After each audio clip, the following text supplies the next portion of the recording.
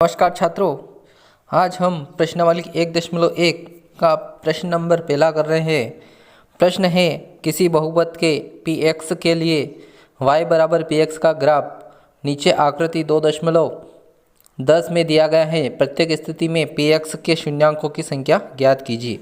तो हमें ये ग्राफ देखने हैं और ग्राफ देखकर हम ये बताना है कि ये px के शून्यांक कितने हैं। px का मतलब हमें x अक्ष के शून्यांक देखने हैं और हमें एक ग्राफ देखकर ये बताना है कि x अक्ष के शून्यांक कितने हैं। तो यहाँ पर ये जो ग्राफ x अक्ष को जितनी बार काटेगा उतने ही उसके शून्यांक होंगे। तो यहाँ पर हम देखते हैं ग्राफ नंबर 1, इसमें यहाँ पर ये x अक्ष है और ये ग्राफ की लाइन है। ये ग्राफ की लाइन x अक्ष को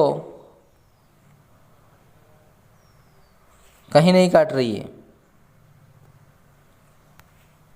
तो इसके शून्यांक होंगे ये वाला x। ये ग्राफ की लाइन x अक्ष को कहीं भी नहीं काट रही। ये x अक्ष है और ये ग्राफ की लाइन है, ये x अक्ष को कहीं नहीं काटती हैं। ये सीधी जा रही है, y अक्ष को काट रही है पर x अक्ष को नहीं काट रही, इसलिए इसके शून्यांक 0 होंगे। देख लीजिए इसका आंसर पहला है, शून्यांकों की संख्या 0 है क्योंकि ग्राफ x अक्ष को एक भी बिंदु पर प्रतिच्छेद नहीं करता है। इसी प्रकार से प्रश्न नंबर 2 में ग्राफ देख रहे हैं, तो ये ग्राफ ये ऐसे गया और ऐसे गया। यहाँ पर इसने x अक्ष को काटा, x अक्ष को केवल एक ही बार काटा। ये x अक्ष है, इसने इस ग्राफ को केवल यहाँ पर काटा है एक बार, तो इसके शून्यांक केवल एक ही होंगे क्योंकि यहाँ पर इसने एक ही बार काटा है, इसलिए इसके शून्यांकों की संख्या एक ही होगी। तो इसके उत्तर हम लिख सकते हैं कि शून्यांकों की संख्या 1 है क्योंकि ग्राफ x अक्ष को एक ही बिंदु पर प्रतिच्छेद करता है। अब हम प्रश्न नंबर 3 को भी देख लेते हैं इसी प्रकार से। प्रश्न नंबर 3 है,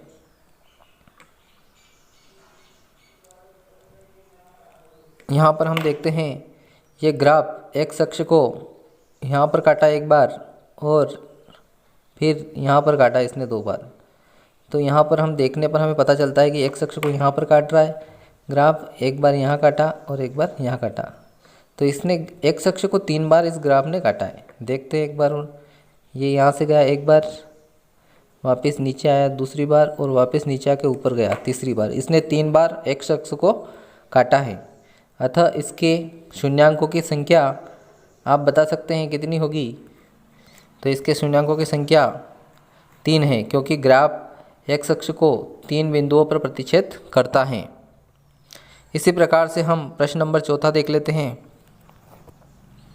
चौथे में ये x अक्ष है, ये y अक्ष है और ये ग्राफ है। तो यहाँ पर ग्राफ x अक्ष को काटता है, यहाँ से यहाँ आया एक बार और दूसरी बार ऊपर गया 2 बार। तो इसने x अक्ष को 2 बार प्रतिच्छेद किया, इसलिए इसके शून्यांकों की संख्या 2 होगी। चौथा है, x अक्ष के शून्यांकों की संख्या 2 है क्योंकि x अक्ष को 2 बिंदुओं पर प्रतिच्छेद करता है ग्राफ। इसी प्रकार से हम प्रश्न नंबर 5 देखते हैं। तो यहाँ पर हम शून्यांकों की संख्या निकाल सकते हैं। इसने ग्राफ ने x अक्ष को एक बार काटा, दूसरी बार काटा, वापस तीसरी बार काटा और वापस चौथी बार काटा। इसने x अक्ष को 4 बार काटा, इसलिए इसके शून्यांकों की संख्या 4 होगी। वापस से समझेंगे, ग्राफ ने x अक्ष को एक बार प्रतिच्छेद किया, दूसरी बार प्रतिच्छेद किया और यहाँ आकर तीसरी बार प्रतिच्छेद किया और यहाँ आकर चौथी बार प्रतिच्छेद किया। कुल मिलाकर 4 बार इसने x अक्ष को प्रतिच्छेद किया है, इसलिए शून्यांकों की संख्या 4 होगी। उत्तर लिख लेते हैं हम इसके। शून्यांकों की संख्या 4 है क्योंकि x अक्ष को 4 बिंदुओं पर प्रतिच्छेद करता है, अतः शून्यांकों की संख्या यहाँ पर 4 होगी। इसी प्रकार से हम ग्राफ को छठा ग्राफ देखते हैं।